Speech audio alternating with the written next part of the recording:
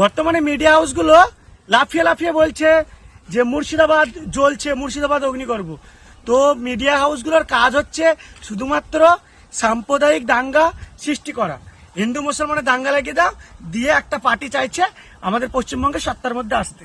কিন্তু বন্ধু, আমাদের এই যে লড়াই অর্থাৎ ওয়াকাফ বিলের যে লড়াই, সেটা হচ্ছে সরকারের বিলের বিরুদ্ধে লড়াই, না কোনো ধর্মের বিরুদ্ধে লড়াই, না কোনো হিন্দু শিখ সাই এদের বিরুদ্ধে লড়াই। কারণ এই বাংলা তথা ভারত হিন্দু মুসলিম শিখ সাই সবাই আমরা ভাই ভাই। আর আজকের যে আন্দোলন চলছে সেটা খুব সুন্দরভাবে আন্দোলন চলছে, কিন্তু কিছু মিডিয়া এবং কিছু সোশ্যাল মিডিয়ার বিভিন্ন নেতাগণ তারা কি চাইছে, এই যে আন্দোলনটাকে চলছে আন্দোলনটাকে অন্য রূপ দিতে চেষ্টা করছে, যাদের মধ্যে সাম্প্রদায়িক বিবাদের একটা সংঘর্ষের চেষ্টা করছে। কিন্তু মনে রাখবেন, জঙ্গিদের কোনো ধর্ম হয় না, না তারা হিন্দু না মুসলিম না শিখ না সাই। কারণ জঙ্গিরা জঙ্গি হয়, তারা অমানুষ এবং ছোট লোক হয়, তাদের কোনো ধর্ম হয় না।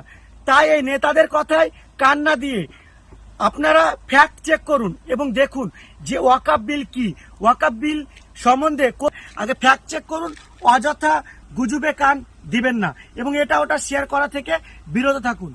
কারণ আমাদের লড়াই হচ্ছে সরকারের বিলের বিরুদ্ধে লড়াই, কোনো ব্যক্তি মানুষের স্বার্থে নয়। সকলেই বলছি সংযম রাখুন এবং সুন্দরভাবে সুষ্ঠুভাবে আন্দোলন করুন।